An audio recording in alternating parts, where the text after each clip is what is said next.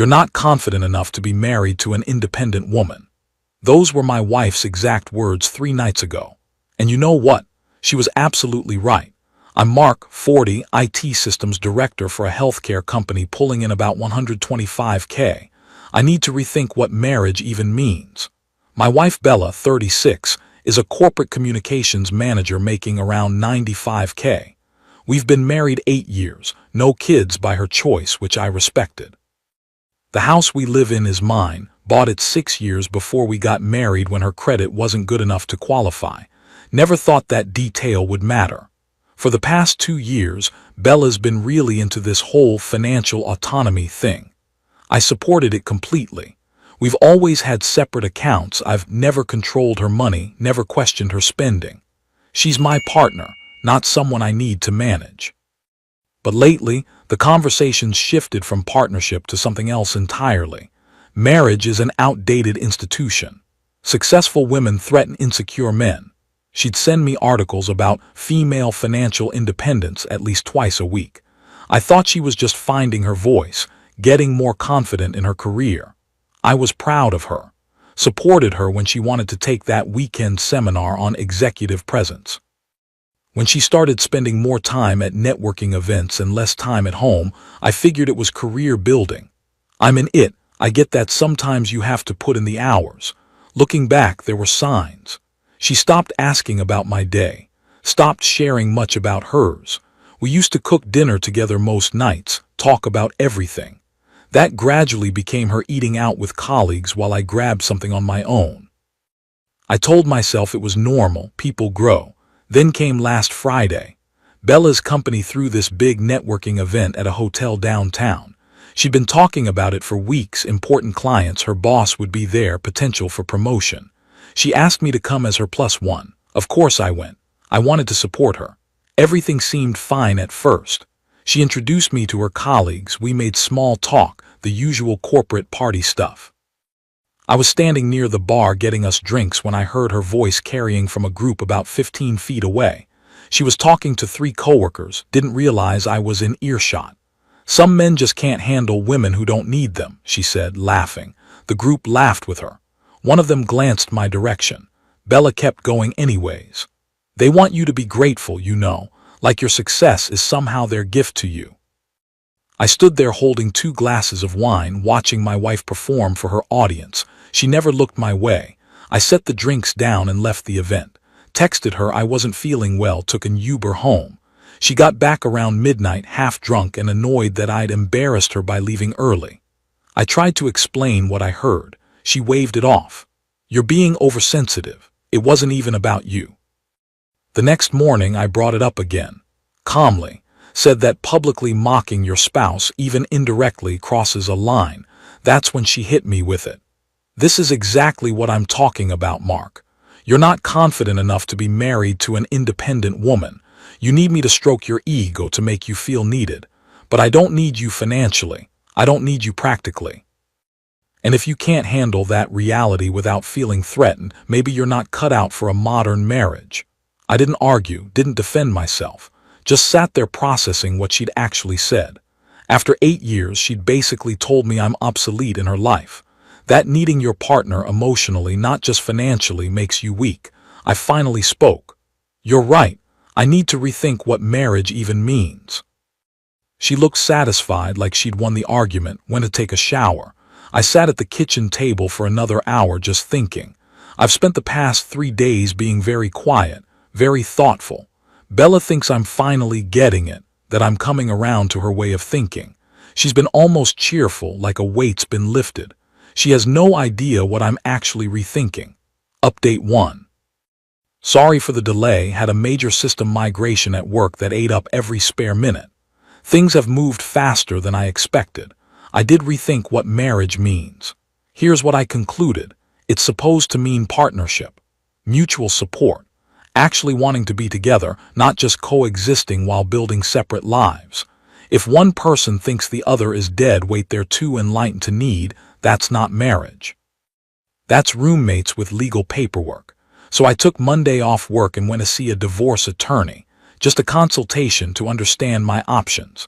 The lawyer was this no-nonsense woman in her 50s, Rebecca Chen, came highly recommended from a coworker who'd been through it.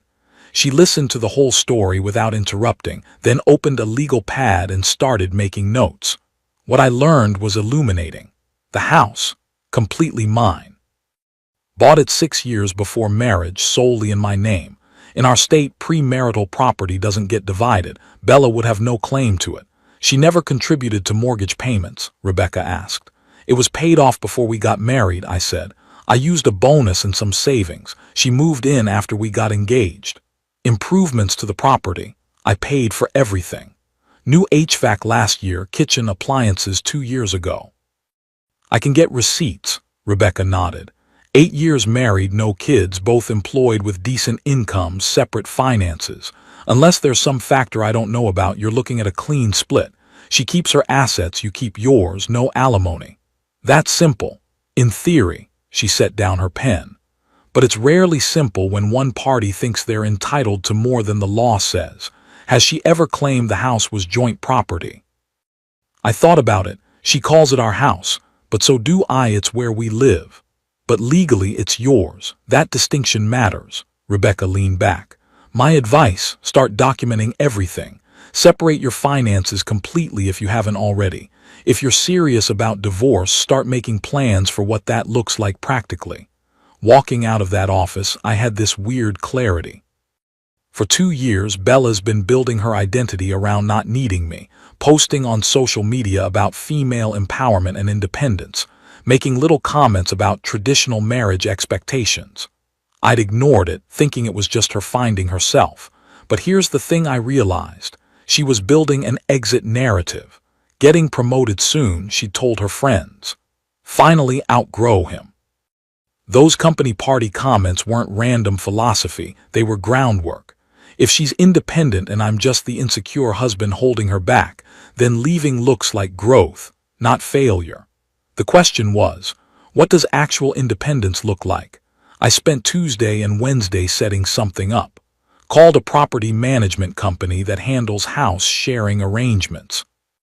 The guy I talked to, Mike, specialized in exactly this, homeowners who wanted to rent out extra space while still living there. He walked me through the process. Proper documentation, lease agreements, tenant rights spelled out clearly. Set fair market rent or below if you have a reason, but document why. Treat it like a real business arrangement. Mike helped me draft the paperwork Wednesday morning.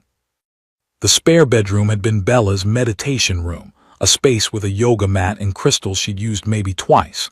It took me about 3 hours to clear it out, set up furniture from storage, make it an actual guest room. Found my first tenant by Thursday morning. Bella's mother, Patricia, 68 years old, living on a fixed income after Bella's dad passed 4 years ago. She's been struggling, not destitute, but definitely stressed about money. Bella knows this but hasn't offered help. Mom needs to learn to budget, she said multiple times. I can't enable her dependence. I called Patricia Tuesday night. Told her I had a spare bedroom, completely furnished, private bathroom. Would she be interested in renting it? Below market rate, month-to-month lease, all legal and proper. She could save money, have company, and I'd appreciate having someone else in the house given Bella's travel schedule. She was hesitant at first, didn't want to impose. I told her it was a business arrangement, not charity. We signed the lease Wednesday evening. First month's rent, $400, about a third of market rate. All documented, all legal. Patricia moved in yesterday. Bella was supposed to be gone until today on a business trip, some Women in Leadership conference in Seattle, but her flight got moved up. She texted me around 4 p.m. Landing in an hour, can you pick me up? I was at work. Texted back, in a meeting, sorry, Uber home. She got home around 6:30. I was in my office on a call when I heard her voice downstairs. Then another voice, her mother's voice. Then Bella's voice again, louder, confused. I finished my call and went downstairs. Bella was standing in the kitchen, suitcase still by the door, staring at her mother who was unpacking groceries. Mark, Bella said very carefully, why is my mother in our house? She's renting the spare bedroom, I said. I converted the house to a legal house share arrangement. Patricia's my first tenant. We signed a lease Wednesday. Bella's face went through about 5 expressions in 3 seconds. You did what? Patricia looked uncomfortable. Honey, Mark offered me. I'm talking to my husband. Bella cut her off, turned back to me. You can't just rent out our house without asking me.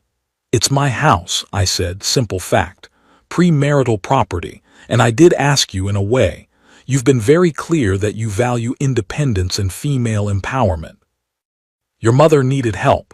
You weren't offering it because you don't believe in enabling dependence, but you also said women should support women. I'm just helping.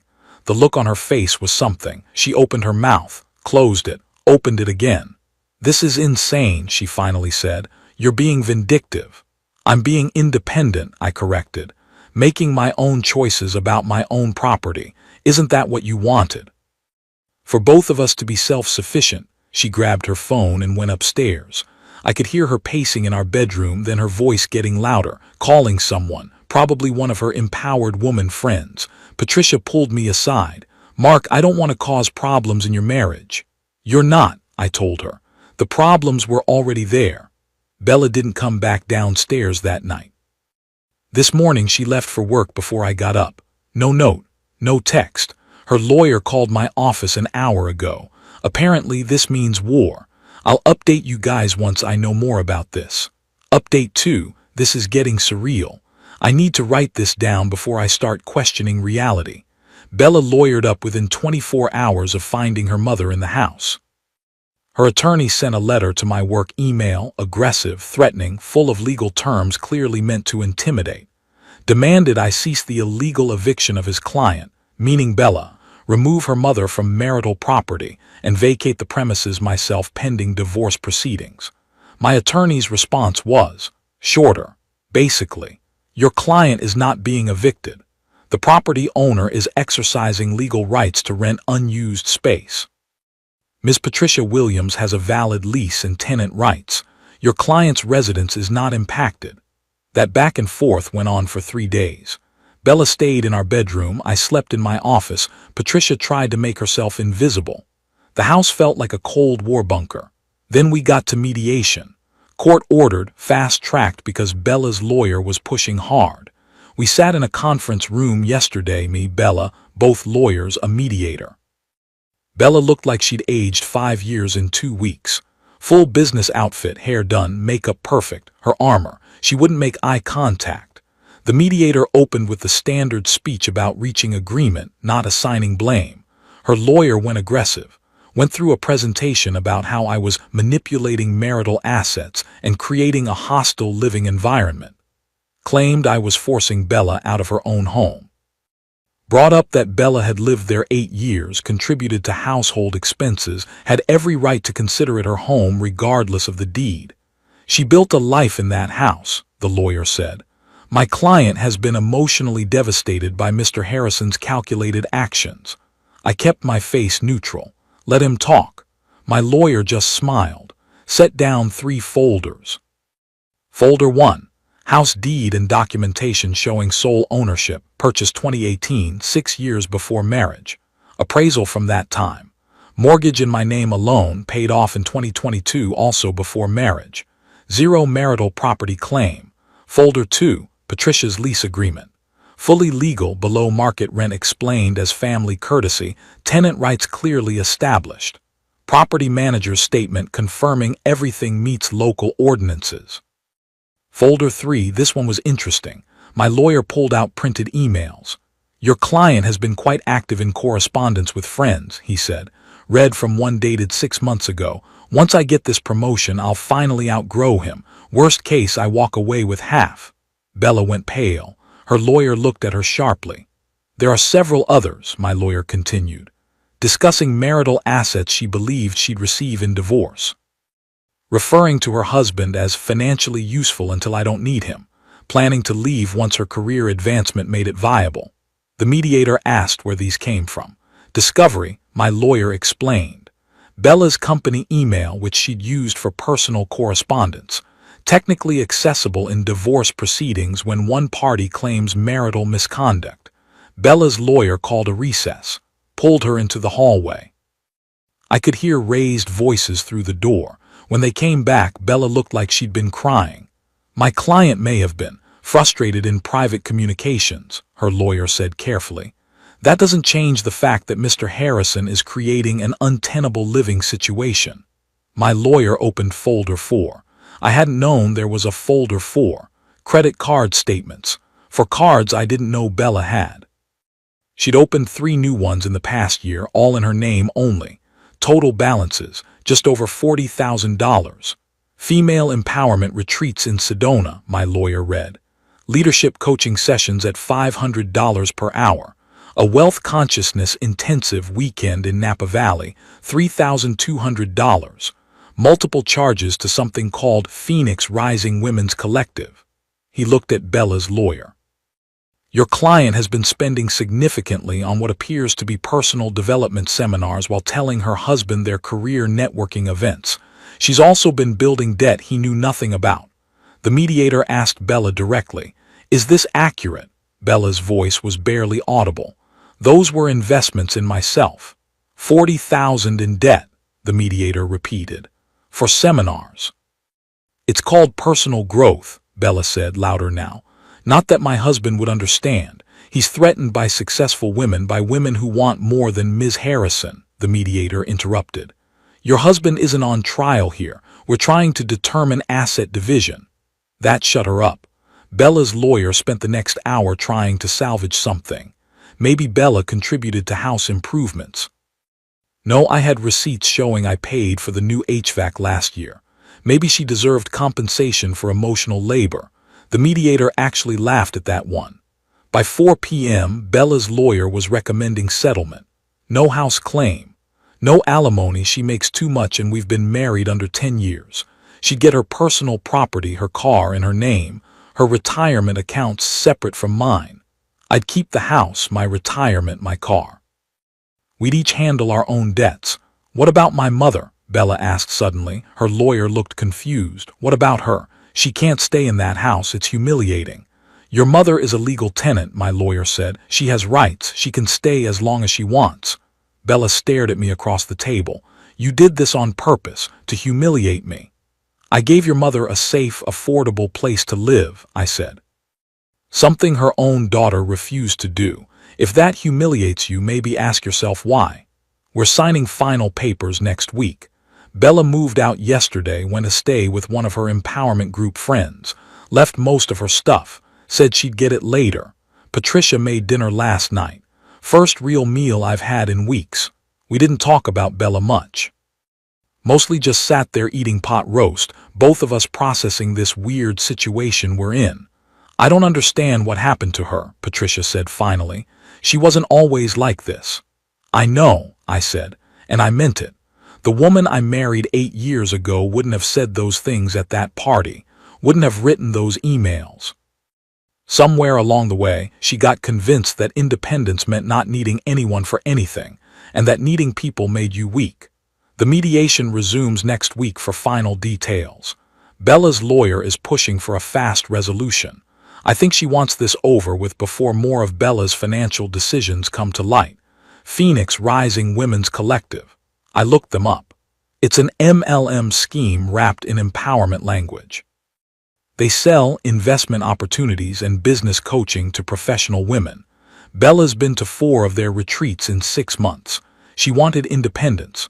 What she got was a predatory organization that saw her insecurity and sold it back to her at $500 per hour. Final update. It's done. Signed the papers Thursday morning. Marriage officially over as of next week when the judge signs off. But something happened yesterday I need to tell you about. Bella showed up at the house around noon. No warning, just knocked on the door while I was working from home. Patricia was out at her book club. First time I'd seen Bella since mediation. She looked terrible. Not physically, she was dressed like always, hair done, makeup on, but something in her eyes, exhausted, defeated. Can we talk? She asked. I almost said no. But something in her voice stopped me. I let her in. We sat in the living room where we used to watch TV together. Felt like visiting a museum of our life. I got fired, she said. I wasn't expecting that. What happened? The empowerment group. She laughed, but there was no humor in it. Phoenix Rising. Turns out when you spend half your work time in mindset coaching sessions and the other half recruiting coworkers, HR notices. They called it creating a hostile work environment and conducting unauthorized business on company time. Jesus, Bella, there's more. She pulled out her phone, showed me text messages from women in her Phoenix Rising group. The gist: now that she was unemployed and couldn't recruit or pay for more intensives, they decided she wasn't aligned with the collective's energy anymore. Blocked from the group chat. The woman she'd called her soul sister for a year wouldn't return her calls. I gave them $25,000, she whispered, over 18 months for retreats coaching their investment opportunities. There's nothing. No certification, no business plan, no network. It's all gone, and I have nothing to show for it except credit card debt and no job. I didn't know what to say. Part of me wanted to feel vindicated. The bigger part just felt sad. I'm not here for money, she said quickly. I know we're done. I know I destroyed this. I needed you to know that you were right about all of it. They sold me this story that needing anyone made me weak. That partnership was oppression. That the only way to be strong was to be completely self-sufficient. It was manipulation, I said. They found something you were worried about and convinced you it was a crisis. I humiliated you at that party. Her voice cracked. I humiliated myself. I spent 2 years pushing away the only person who actually gave a shit about me, and for what? So I could prove to a bunch of con artists that I was empowered enough to give them my money. She started crying. Real crying, not the angry tears from mediation. I got her tissues, made coffee. We sat there for an hour while she talked about how the group targeted her after she posted about a promotion on LinkedIn, how they love-bombed her, made her feel seen and special, how they slowly isolated her from anyone who questioned their methods, including me. Textbook cult tactics, I said. I know that now. She wiped her eyes. But knowing doesn't fix what I broke. We sat in silence for a while. Your mom's doing really well here, I said eventually. She's got a whole routine now. Book club Tuesdays, volunteers at the library Thursdays, made friends with the neighbor 2 doors down. Last week she baked cookies for half the street. Bella smiled, sad. She always was better at actual community than I ever was. All my women supporting women talk, and I couldn't even help my own mother. She's welcome to stay as long as she wants, I said. Just so you know, this wasn't about punishing you through her. I know, she stood up. I should go. I'm staying with my cousin while I figure out the job situation. I'll get the rest of my stuff next week if that's okay. Of course. She got to the door, then turned back. For what it's worth, you were confident enough to be married to an independent woman. I was just too insecure to be one. Real independence isn't about not needing anyone. It's about choosing to be with someone when you don't have to be. I get that now. Too late, but I get it. After she left, I sat there thinking about that. She's right, in a way. Marriage should be about choosing each other every day, not needing each other like a crutch. But choosing requires seeing value in partnership beyond what the other person can do for you. Patricia got home around 4, took one look at my face and asked what happened. I told her everything. She sighed. I tried to warn her about that group. She shook her head. She told me I didn't understand modern women, that I was trapped in old thinking. Did you know she got fired? She called me this morning. That's why I gave you 2 privacy. Patricia started pulling things out for dinner. She asked if she could stay here while she gets back on her feet.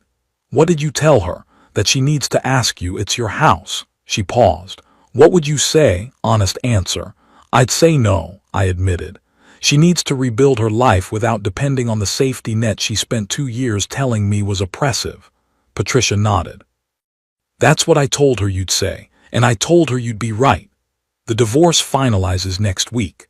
I've got the house, my retirement, my job, and, weirdly, a better relationship with my ex-mother-in-law than I ever had with my ex-wife. Patricia's talking about planting a garden in the backyard this spring. I told her to go for it. Bella wanted independence without responsibility. What she learned was that independence without decency is just loneliness. She thought not needing anyone made her strong. Turns out, admitting you need people and choosing them anyway, that's actual strength. I'm not dating. Not thinking about that yet. Just working, living with my tenant who makes incredible pot roast, and figuring out what life looks like when you stop trying to be enough for someone who's decided nobody ever will be. Maybe that's my version of independence, not proving I don't need anyone, just knowing I'm worth choosing and I don't have to convince anyone of it. The papers get signed next Thursday. Then it's official. 8 years gone, but honestly, I'm okay. Maybe for the first time in 2 years, I'm actually okay.